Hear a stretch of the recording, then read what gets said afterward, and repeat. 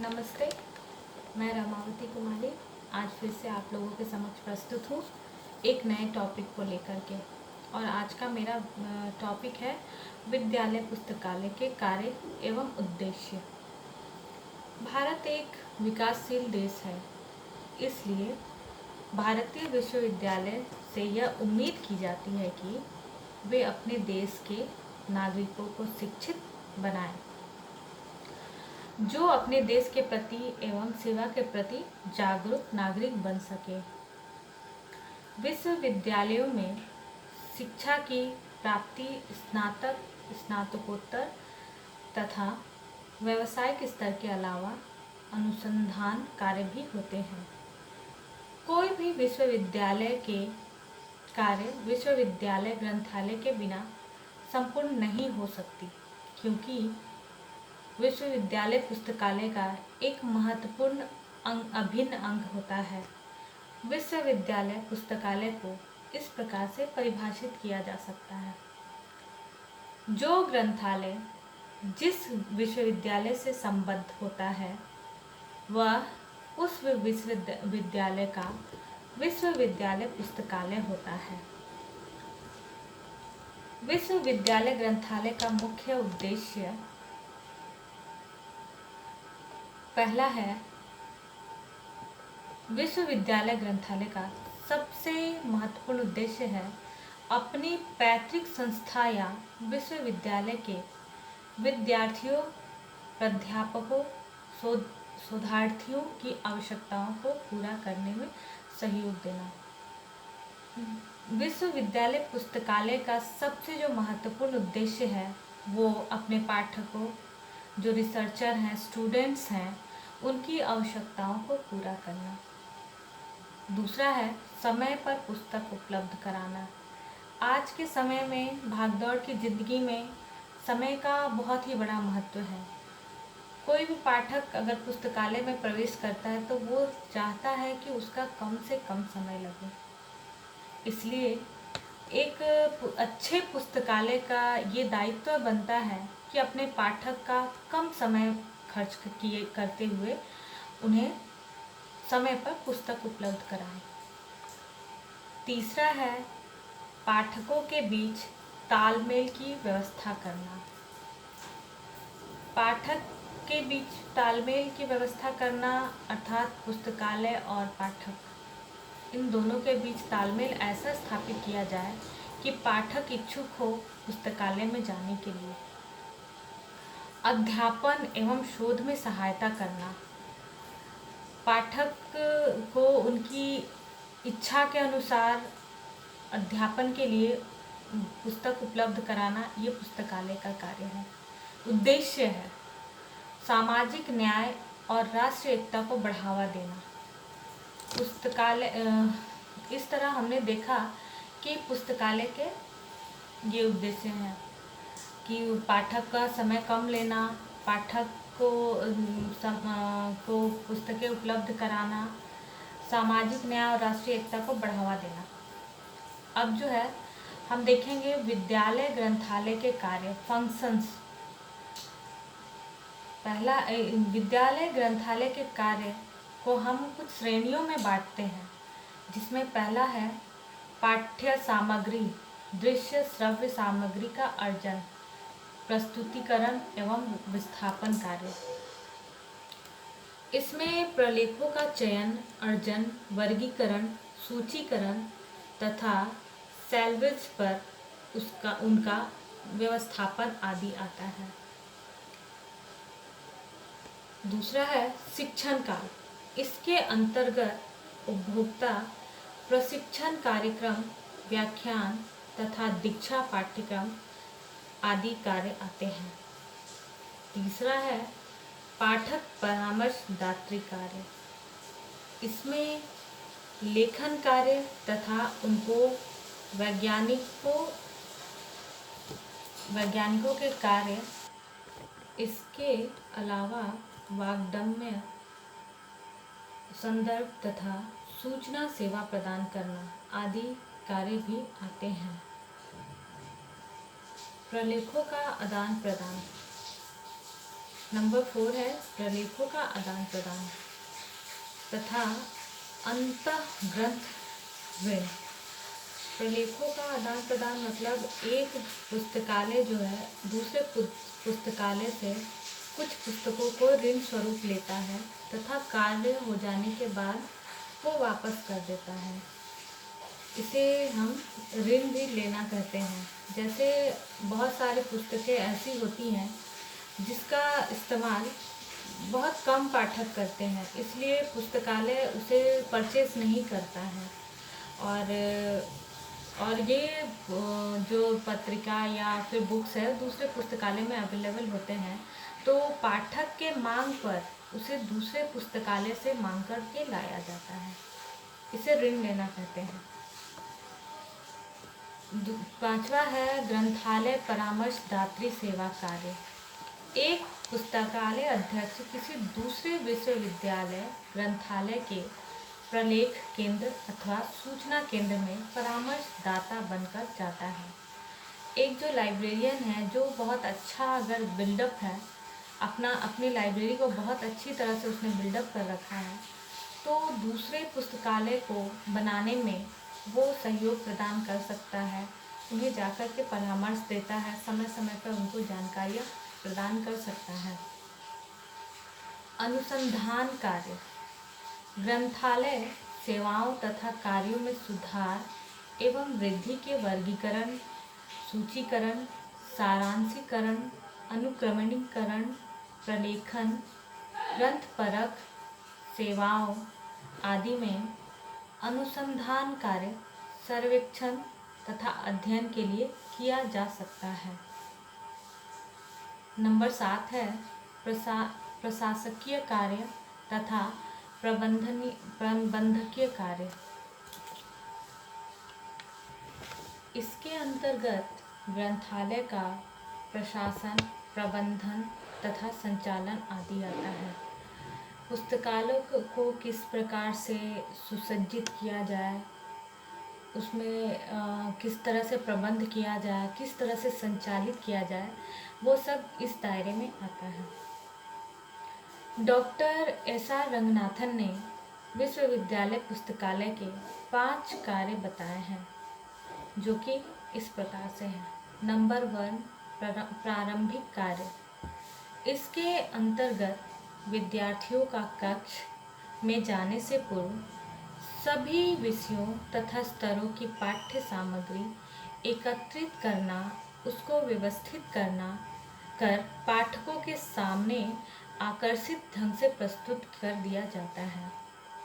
रंगनाथन जी ने जो प्रथम कार्य जो एक पुस्तकालय अध्यक्ष के लिए बताया है, वो है कि बच्चों के, हमारे जो सहपाठी हैं, विद्यार्थी हैं, उनको उनके पुस्तकालय में आने से पहले पुस्तकालय को विषयवार बहुत अच्छी तरह से सुसज्जित कर दिया जाए। अर्थात उससे पहले मान लीजिए कुछ लोग गए हैं, इस्तेमाल मिक्स मैच कर देते हैं पुस्तकों को, उनको सही ढंग से अरेंज करके रख देना चाहिए और ऐसा आकर्षक ढंग से रखना चाहिए। दैट मीन्स कि जो आपका मैगजीन स्टैंड है वो बिखरा ना हो, अच्छी तरह से हो। जो पेपर स्टैंड है उसको अच्छी तरह से रख दिया जाए, बुक्स अपने अलमारी में रहे, तो ऐसे स्टूडेंट आकर्षित होते हैं और उनके पढ़ने में रुचि बढ़ती है। समानांतर अध्ययन। दूसरा कार्य जो ग्रंथालय अध्यक्ष करता है वह है विद्यार्थियों को व्याख्यान कक्ष से निकलते ही समानांतर अध्ययन के लिए पाठ्य सामग्री प्रदान करना। जब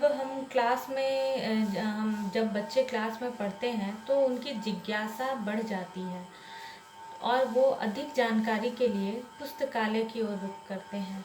तो उनकी इस जिज्ञासा को ध्यान में रखते हुए एक पैरेलल, मतलब कि वो क्लास से आए और उनकी जो जिज्ञासा है कि मुझे ये पुस्तक चाहिए, ये कौन से पुस्तक में मिलेगा ये विषय, तो उसके लिए एक पैरेलल दीवार खड़ी करनी है कि वो क्यूरियोसिटी के साथ हमारे पुस्तकालय, जिज्ञासा के साथ हमारे पुस्तकालय में आए और मैं उस पुस्तक को उसके लिए अवेलेबल कर दूं।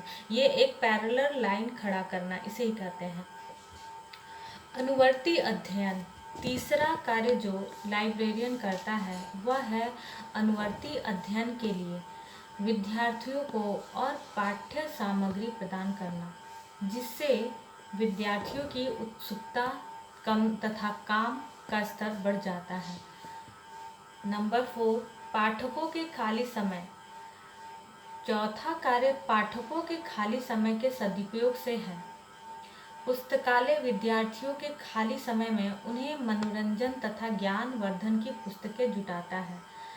खाली समय का मतलब ये हो गया कि ज़रूरी नहीं है कि स्टूडेंट पूरे टाइम किताब को ही पढ़े, उनके सब्जेक्ट से रिलेटेड ही पढ़ें। हमें पुस्तकालय में जो लाइब्रेरियन है उसे एक ऐसा एसेसरीज लाना चाहिए जिससे उनका इंटरेस्ट बढ़े। मोटिवेशनल स्टोरीज़ की पुस्तकें होनी चाहिए, मैगज़ीन होनी चाहिए, या उससे संबंधित बहुत सारे ऐसे ज्ञानवर्धक पुस्तकें हैं जो कि बच्चों के मनोरंजन का साधन बन सके।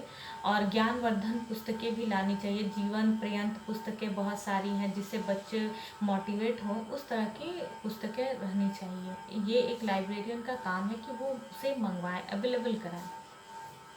नंबर 5 है गहन तथा प्रगतिशील अध्ययन। पांचवा कार्य है गहन तथा प्रगतिशील अध्ययन करने वाले विद्यार्थियों, अनुसंधानकर्ताओं तथा अध्यापकों के लिए किया जाता है।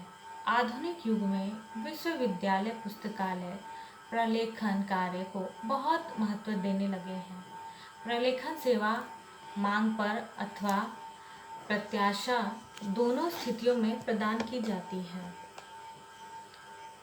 अब हम देखेंगे अथॉरिटी। ठीक है, अथॉरिटी के बारे में जानेंगे। विश्वविद्यालय अथॉरिटी का अर्थ है एक व्यक्ति जिसके पास कुछ करने की शक्ति अथवा अधिकार हो। विश्वविद्यालय पुस्तकालय का पदाधिकार कार्य समिति होता है, एग्जीक्यूटिव काउंसिल जिसे कहेंगे, होता है। कार्य समिति ही विश्वविद्यालय ग्रंथालय के सभी आवश्यक नीति विषयों, पॉलिसी मैटर्स का निर्णय करती है। ये तो हो गया अथॉरिटी। अब हम देखेंगे कमेटी।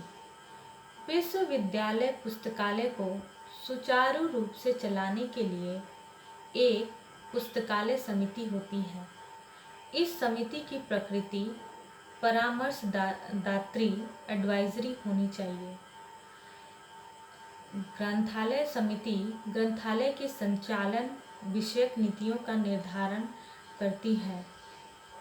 ग्रंथालय समिति ही विश्वविद्यालय के मामलों में पर्याप्त समय तथा ध्यान दे सकती है, जिससे विश्वविद्यालय पुस्तकालय अपने उद्देश्यों एवं कार्यों को पूरा करने में समर्थ होता है। यह समिति ग्रंथालय अथॉरिटी द्वारा बनाई जाती है।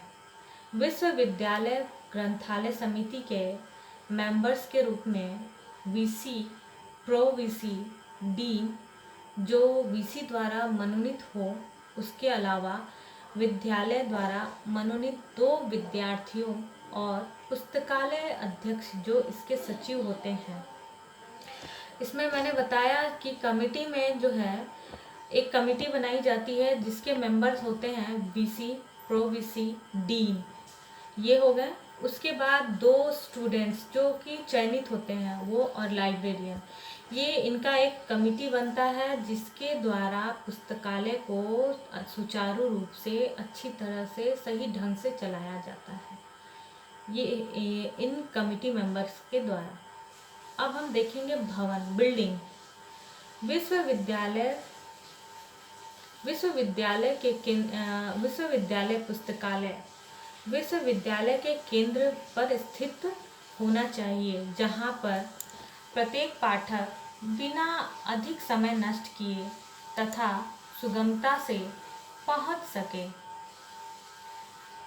पुस्तकालय भवन आकर्षक एवं कार्यशील होना चाहिए। इसमें व्याख्यानों, फिल्म प्रदर्शनियों तथा ऐसे अन्य कार्यक्रमों के लिए पर्याप्त स्थान का प्रावधान होना चाहिए।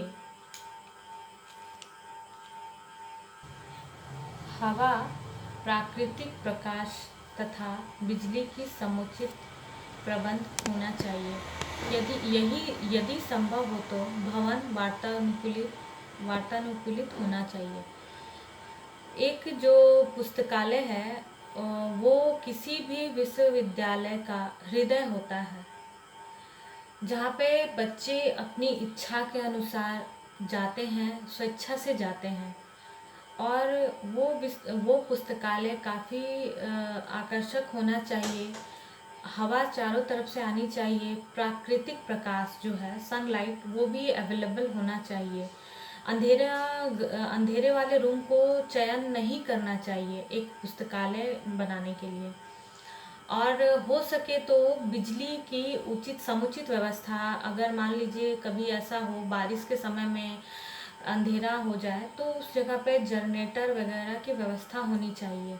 और ज़्यादा टेम्परेचर लो वाले स्थान पे भी नहीं होना चाहिए और हाई वाले भी स्थान पे नहीं होने चाहिए, और हवादार होना चाहिए। चलिए, ये तो हो गया बिल्डिंग के बारे में। अब हम आते हैं वित्त पे। विश्वविद्यालय ग्रंथालय के वित्त के स्रोत। विश्वविद्यालय अनुदान आयोग से प्राप्त अनुदान। दूसरा है राज्य सरकार से प्राप्त अनुदान। तीसरा है ग्रंथालय शुल्क। और चौथा है कालातीत शुल्क।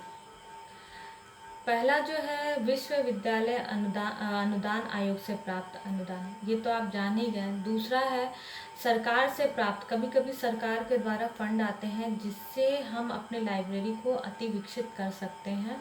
ये फंड हमें राज्य सरकार से समय पर मांग करनी चाहिए।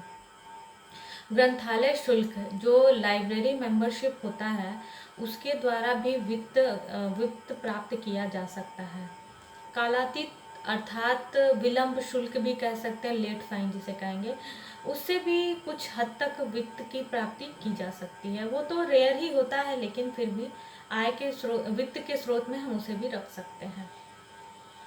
इसके अलावा यूजीसी के द्वारा प्रत्येक 5 वर्षों के दौरान पुस्तकालय का निरीक्षण किया जाता है और उसी के अनुसार विश्वविद्यालय पुस्तकालय को वित्त दी जाती है।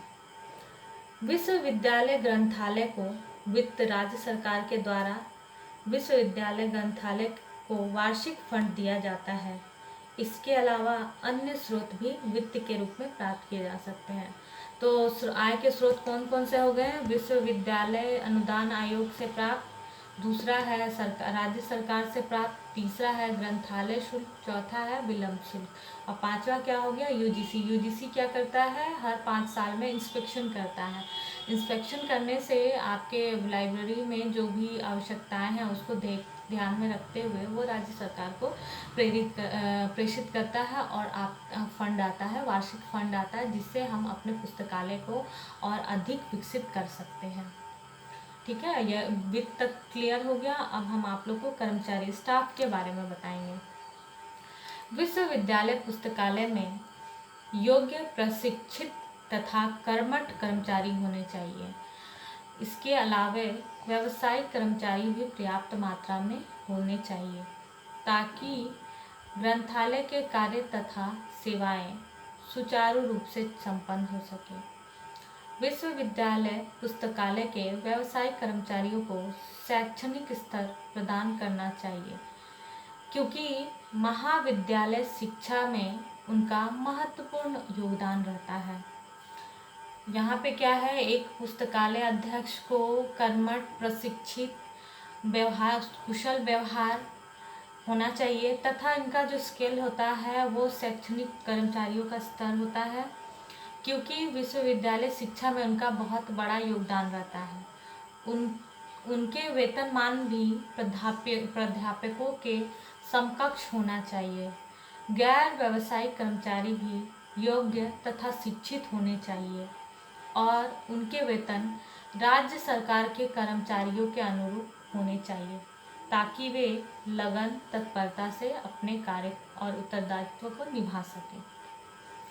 एक स्टाफ का सिलेक्शन कैसा होना चाहिए? अच्छा, कुशल, व्यवहारिक होना चाहिए उनका जो स्किल है वो एक प्राध्यापक का स्किल होता है, और उनके साथ जो कर्मचारी होते हैं उनका जो वेतन होता है, उनका राज्य सरकार के जो कर्मचारी होते हैं उन्हीं के वेतन के अनुरूप इनका भी वेतन होना चाहिए, तभी ये अपने कार्य और दायित्व को सुचारू रूप से कर सकते हैं। ठीक है, अब आते हैं सर्विसेज, सेवाएं। पुस्तकालय की क्या क्या सेवाएं हैं, क्या क्या सर्विसेज हैं, वो क्या क्या सर्विसेज प्रदान करते हैं। पुस्तकालय सेवाएं एक विश्वविद्यालय पुस्तकालय में दूसरे विश्वविद्यालय पुस्तकालय से भिन्न पाई जाती हैं। आज ग्रंथालयों में कंप्यूटर के आगमन से विस्तृत क्षेत्रों में विविध प्रकार की सेवाएं संभव हो गई हैं। मुख्यतः पुस्तकालय सेवाएं जो विश्वविद्यालय पुस्तकालय प्रदान करती है इस प्रकार से है। पहला जो है आदान प्रदान सेवा। विश्वविद्यालय पुस्तकालय जो है आदान प्रदान सेवा प्रदान करती है। आपको मैंने पहले भी बताया ना कि ऋण वाला जो स्टेप्स है ये आदान प्रदान में भी आता है। कुछ पुस्तकें जो हमें ज़रूरी होती हैं हम उनसे मांगते हैं, या उन्हें जो ज़रूरत होती है एक पुस्तकालय उन्हें प्रदान करता है। तो ये आपका पुस्तकालय का सेवा में ही आ गया, ठीक है, सर्विसेज में आ गया। दूसरा है सामान्य तथा विशेष सूचनाओं का प्रावधान। तीसरा है बिब्लियोग्राफिक निर्देश तथा पुस्तकालय दीक्षा। प्रलेखों की खोज में सहायता करना। एक पुस्तकालय का ये भी दायित्व है कि प्रलेखों की खोज में सहायता प्रदान करें। ग्रंथालय सूची को उपयोग करना तथा समझना।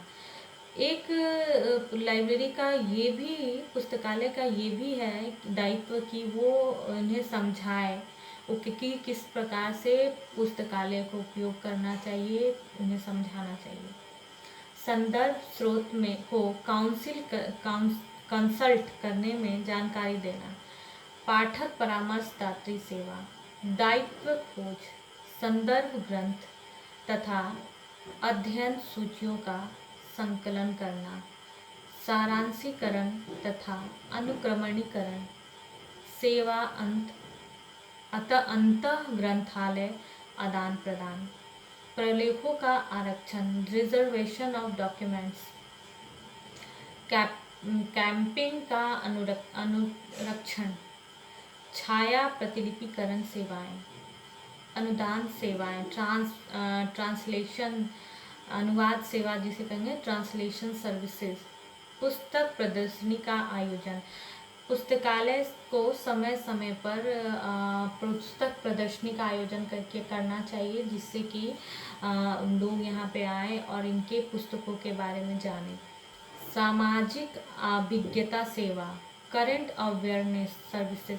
तो समय समय पर जो है सेवा के अंतर्गत एक जो जागरूकता अभियान जो होता है वो करना चाहिए। सूचना चयनित प्रसारण सेवाएं आदि। सेवाओं के आधार पर आकार तथा साधनों के अनुरूप किसी विश्वविद्यालय ग्रंथालय में इस प्रकार के अनुभाग हो सकते हैं। इससे पहले मैंने आप लोगों को सेवा के बारे में बताया कि क्या क्या लाइब्रेरी की सेवाएं हैं।